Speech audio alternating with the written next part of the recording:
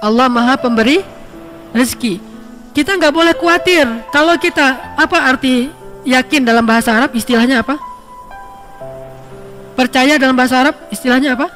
Iman. Iman itu dari bahasa aman yang artinya nyaman, tidak ada rasa gundah, tidak ada gangguan, tidak ada zilzal, guncangan, tidak ada keraguan-raguan, aman. Maka orang yang beriman hatinya aman. Orang yang beriman hatinya tentram. Orang yang beriman hatinya nyaman. Kalau kita yakin bahwa Allah Maha Pemberi rezeki, maka kenapa kita merasa takut? Kenapa kita merasa sedih? Kenapa kita merasa khawatir? Kenapa kita merasa gundah? Kenapa kita merasa was-was? Kenapa? Berarti kita tidak benar-benar yakin Allah Sang Pemberi rezeki. Kenapa khawatir? Allah kan yang ngasih rezeki. Kenapa kita harus ngebela-belain banget sesuatu yang Allah benci? Kita ambil sesuatu yang Allah larang demi mendapatkan sesuatu nasi, katanya ikhtiar. Padahal Allah yang memberi rezeki, bukan pekerjaan, bukan seseorang, bukan siapapun, tetapi Allah lah yang memberi rezeki. Sehingga orang yang yakin kepada Allah bahwa Allah itu Maha Pemberi rezeki, dia tidak akan, pikirannya itu nggak akan kemana-mana, nyaman. Tapi ketika dia mulai suuzon sedikit saja, bisa nggak ya saya makan hari ini? Berarti dia sudah suuzon kepada zat Allah Sang Maha Pemberi rezeki. Kalau saya nanti nikah, saya bisa ngasih makan nggak kepada istri dan anak-anak saya? Asa ayyughniyahumullah, kata Allah.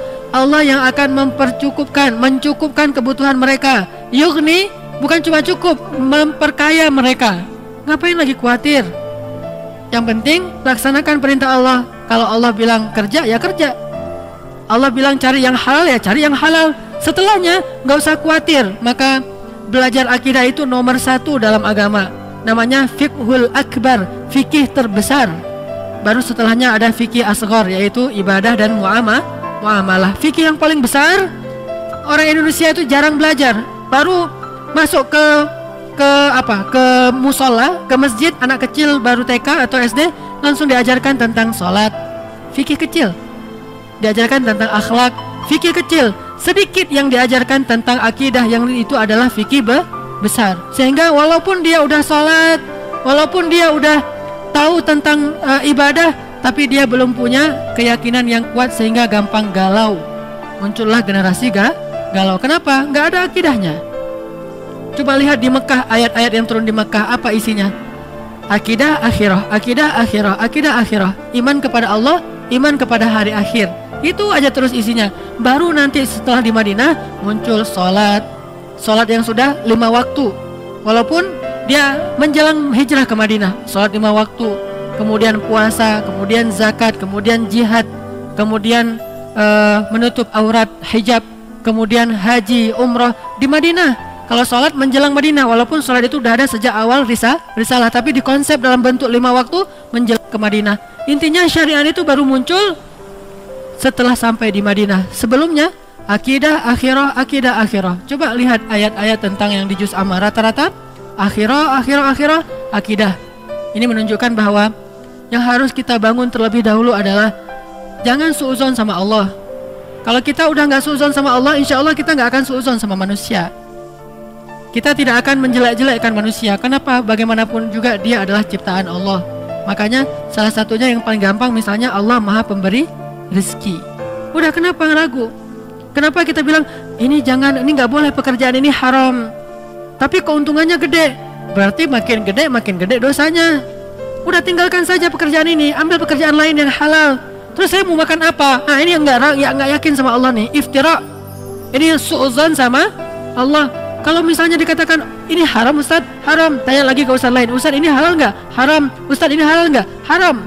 Dalilnya jelas. Ya sudah, mulai hari ini juga saya langsung akan resign. Saya akan minta berhenti. Bahkan uang pensiunnya pun saya nggak berani makan. Kalaupun saya ambil, saya kasih ke fakir miskin, tapi saya tidak akan makan. Kenapa? Saya tahulah Allah yang Maha Pemberi rezeki. Falima syak. Lalu kenapa ragu? Kenapa was-was? Kenapa khawatir? Gara-gara kurang yakin kepada Sang Pemberi rezeki. Kan enak hidup kalau udah yakin sama Allah Maha Pemberi rezeki. Dan yakin itu yakin yang paling benar. Kalau keyakinan kepada selain Allah, keyakinan yang palsu. Hari ini kita mendapatkan bukti, besok udah nggak ada lagi bukti itu, dia sudah mengecewakan. Tapi kalau yakinnya kepada Allah, Allah Maha benar. Kita sering mendengar itu, shadaqallah. Bahkan kalau ada orang yang ngaji lupa bilang shadaqallahul azim, kita protes. Tapi kita nggak percaya sama Allah, itu aneh tuh. Ada orang ngaji, kan shadaqallahul azim itu bukan bagian dari ayat ya. Jadi kalau kita habis ngaji bisa bilang shadaqallahul azim itu dengan keras atau pelan. Nggak harus shadaqallahul azim, itu kan qori. Kan kita nggak harus gitu. Kita bisa baca misalnya wasa'at masira, shadaqallahul azim, bisa. Atau bareng-bareng shadaqallahul azim semuanya, kan bisa kan? Namanya juga bukan ayat.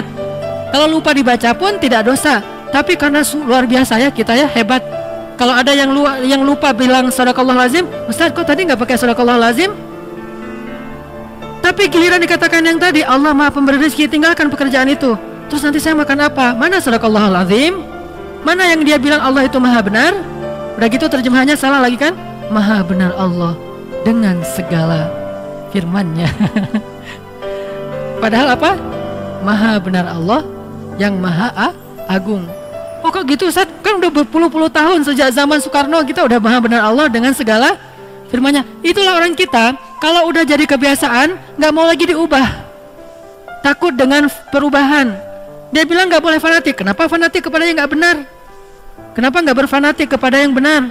Itu aja udah terjemahannya salah. Dan terus kenapa juga harus kalau ada qori itu terus sari tilawah harus perempuan? Mentang-mentang gara-gara istilahnya sari gitu harus perempuan? Shadaqallahul azim. Udah sebelahnya aku berlindung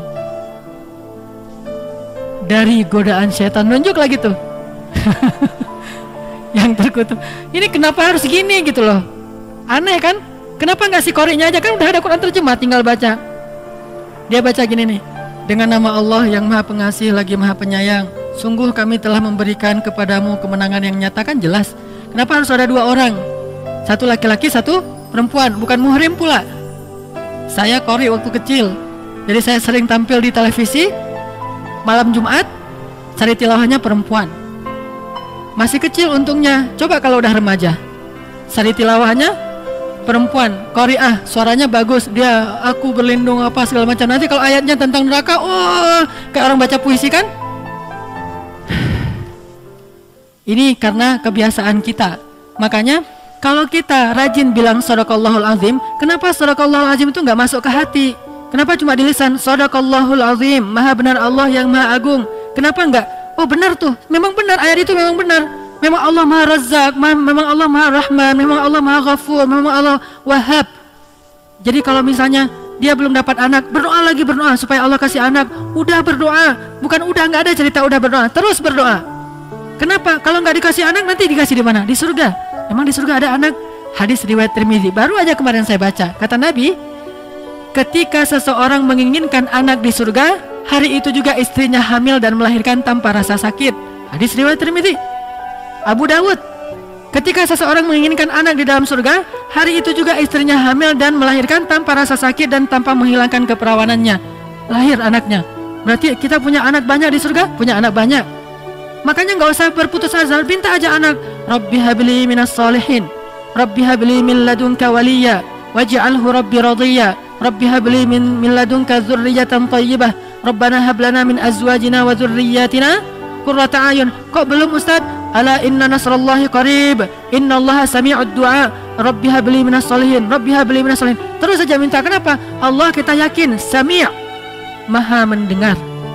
Dan kita yakin, kata Nabi dalam hadis qudsi, Allah berfirman, aku malu kalau melihat hambaku mengangkat kedua tangannya lalu aku tidak mengabulkan doanya, itu aku malu. Maka kalau kita yakin sama itu, terus saja minta. Allah nih pasti malu nih nggak ngabulin. Allah beri saya anak, pasti Allah malu, pasti Allah mendengar. Tapi kalau kita bilang Allah dengar nggak ya, itu suudzon. Allah mau ngasih nggak ya, saya khawatir Allah nggak akan ngasih, itu suudzon. Karena Allah sendiri mengatakan, aku ujibu da'watad da'i idza da'ani. Aku pasti mengijabah. Pasti aku akan memberikan apa yang mereka minta, maka mintalah ke Allah. Kalau kita ragu, Allah ngasih nggak ya? Allah mendengar nggak ya? Berarti kita udah su'udzan terhadap Allah, iftira. Padahal Allah sami'ud du'a, Allah wahhab, maha pemberi, Allah syakur, maha menghargai, Allah razak, maha memberi rezeki. Ini nggak boleh kita ragukan sedikit pun, sampai nanti kita malah bersu'udzon kepada Allah. Mengurangi hak Allah itu nggak boleh.